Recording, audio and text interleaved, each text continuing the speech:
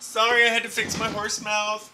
I was like, what is that? Yeah, you talk and it just is like strands of stuff. We don't want that. Yeah. Hey, oh, do that again. Okay. Okay. I'm gonna let you take the bumper. Oh, now. La la la.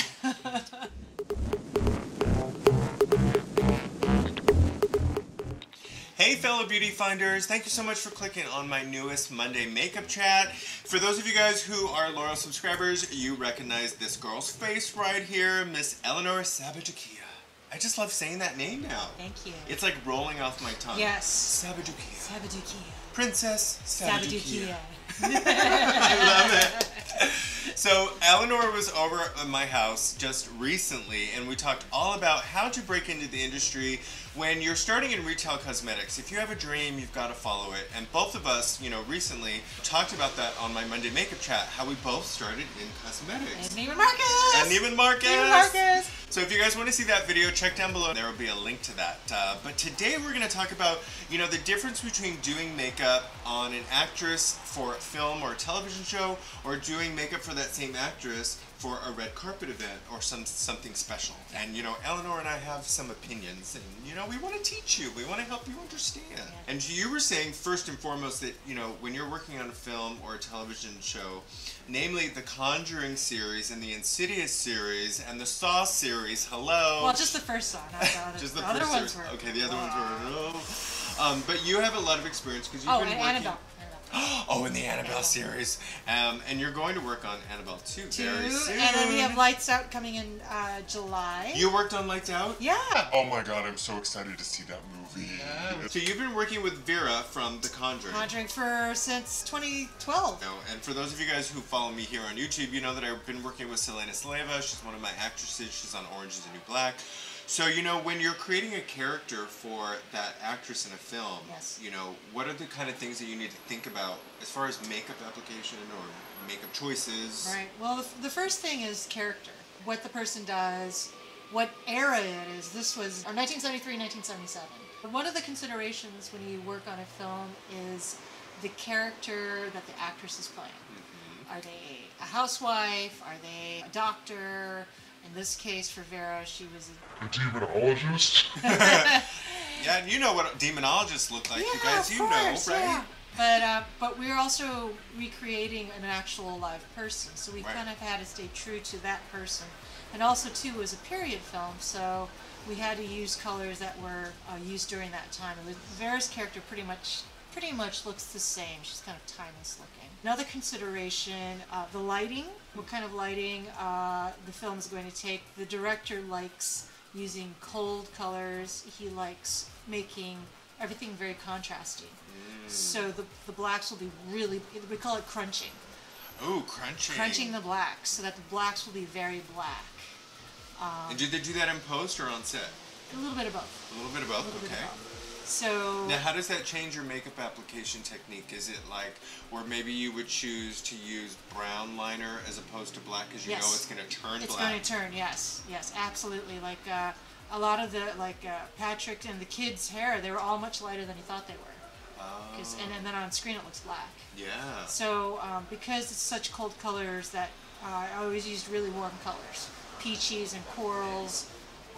In a little bit warmer foundation, but though Vera likes looking porcelain though. Oh yeah. She likes looking ethereal and porcelain because she channels the light. Oh, I like that. I like that she thinks about that and gets into that. Yeah. And the thing you said about using peaches and warm colors, that is so important because you have to know your color wheel.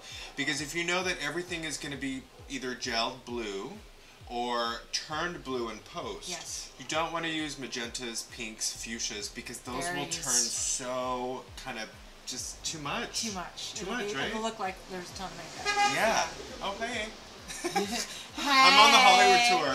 You didn't know that when you came to my house, but the costume designer sometimes will have a say in what the character looks like. The director will have a lot of input in what the character looks like too. But since we've already established her in the first movie, there wasn't much deviation as far as the makeup look goes. So it had nothing to do with like Studio 54 being around. You didn't have to add some glitter for this movie. No, the first movie she actually did have the iconic kind of pale blue eyeshadow. Got to make them happy. Yeah. And then what about, like, you know, when you're getting somebody ready for a film, you're fatigued because you've been working long hours, and there are time constraints different than when you're doing red carpet. Right. They'll give you only about a half an hour to 40 minutes. She always goes into hair and then comes back to me and then goes back into hair, so a lot of time. And then they go to rehearsal.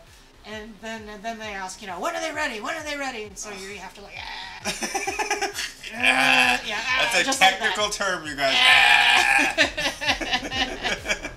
You're always on a time constraint. And you're starting at like 4 in the morning sometimes, right? Sometimes, yeah. And it's always the set's waiting for you. The actor is the first thing they see.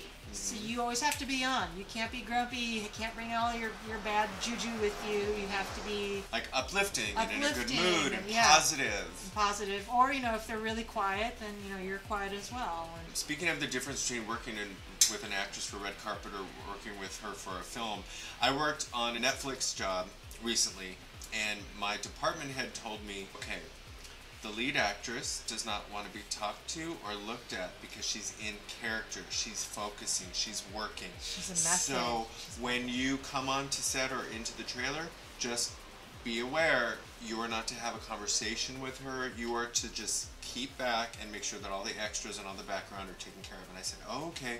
And I remember thinking, oh my gosh, this is so different than fashion, red carpet, all the stuff I've done in the past, because you're there to have fun with your client, keep them uplifted, because, you know, there's lots of stress and there's publicity and there's cameras around, and this really, to see an actor work is so different. Yes, they could be a totally different person working. Yeah. And you have to take it very seriously. And like some actors don't like music. That's really tough for me. I'd love music in the background. Oh, I love music too. That's tough for me. Silence is deadly. But a lot of actors, some actors don't like a lot of chit chat, talking and movement, and it's you know, they have to study their lines. And that's another thing too. A lot of times they're studying their lines while you're doing their makeup. And so it's not about the conversation. Yeah. You guys stay right there. Please subscribe to my channel if you haven't done so already. As you know, I always have a special guest on my Monday makeup chats, and Eleanor has been so amazing to sit down with me and share her knowledge. If you guys want to learn more about Eleanor and exactly what movies she has done already, you got to check out my Monday makeup chat that I did with her a few weeks ago. So there is a link down in my description box for you guys to find that. Now follow us both on social media. I'm putting all of our tags down at the bottom as well. And click thumbs up and leave me a comment if you have any questions. I see a ton of makeup on the counter, and I was dying to talk makeup, so I am going to be playing with some of this beautiful makeup in an upcoming Monday makeup chat. So thanks you guys for subscribing, and stay tuned for 2 more videos right after the break. Bye! Ooh, this is like really good for like getting the makeup into the like hairs on your face. Hey, I'm telling you. Any girls out there that don't want to wax, you need to get this brush. You fabulously gorgeous bushy Greek girls. How much more coverage can I take? Let's put some more on. Let's try Makeup Forever full coverage. You know what I love about the Tom Ford? What? Is that it also doubles as a concealer for me. Oh, you're very light-handed.